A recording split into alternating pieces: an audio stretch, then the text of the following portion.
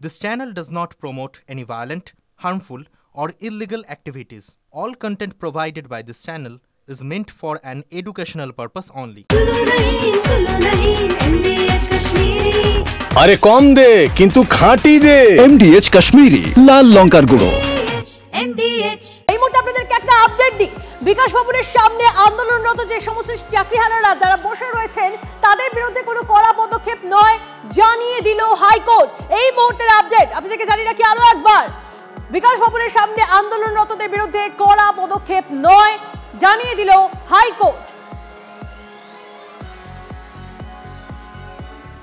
বিকাশ ভবন থেকে সেন্ট্রাল পার্কে সরিয়ে দেওয়া হয়েছে এই গোটা আন্দোলন, যার ফলে আদতে ভবিষ্যতে এর ঝাঁজ কতটা থাকবে সেটা পরবর্তী সময় স্পষ্ট হবে। তবে নিঃসন্দেহে যেভাবে যারা আন্দোলন করছিলেন তাদেরকে হুলিগান, গুন্ডা ইত্যাদি আখ্যা দেওয়া হয়েছে রাজ্য সরকারের পক্ষ থেকে, তারপর আদতে আন্দোলনকারীদের প্রতি রাজ্য সরকার কতটা সহমর্মী সে প্রশ্ন উঠছে।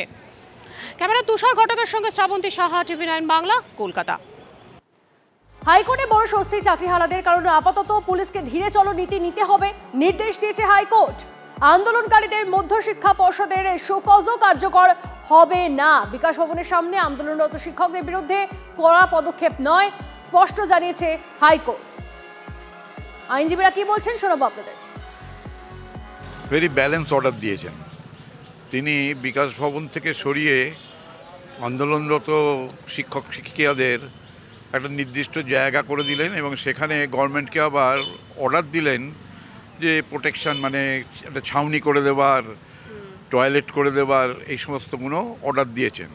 At the same time law and order আর just temporary harassment of the public যদি অ্যাভয়েড করা যায়, সেই জন্যই এই মেজারটি আজকে থেকেই চলে যেতে হবে সেন্ট্রাল পার্কে।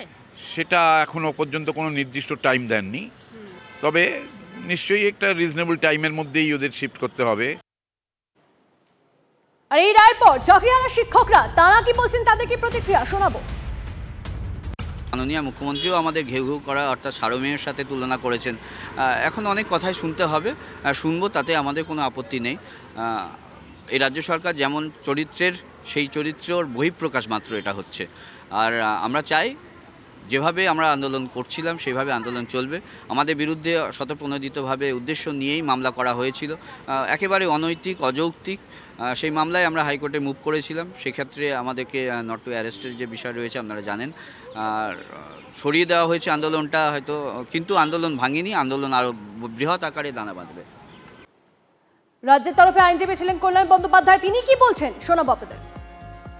হাইকোর্টের যে আদেশ হয়েছে সেই আদেশ অনুযায়ী ওদের ওই সেন্ট্রাল পার্কের ওখানে, যেটা ওই সুইমিং পুলের পাশে, ওখানে 200 জন করে বসবে রোটেশন।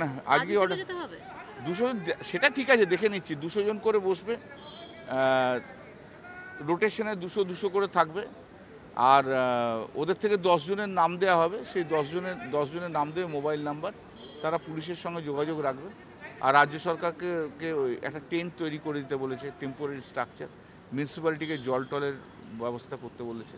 ওখানে যারা আছে, যারা রয়েছে, যারা জমায়েত হয়েছে, মানে যাদের ওই অর্গানাইজেশনটা করেছে, তাদের বিরুদ্ধে কোনো ইন দি মিন টাইম কোনো কোয়ার্সিভ স্টেপ নেবে না, কিন্তু ইনভেস্টিগেশন উইল কন্টিনিউ।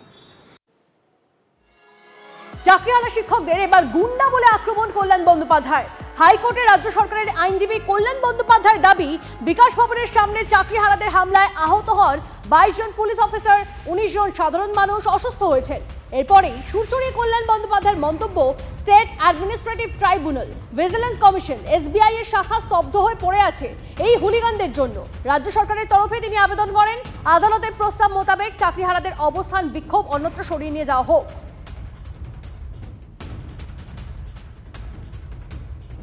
কল্যাণ বন্দ্যোপাধ্যায়ের এই বক্তব্য শোনার পর চাকরিহারারা তাদের কি প্রতিক্রিয়া ছিল শোনাবো আপনাদের।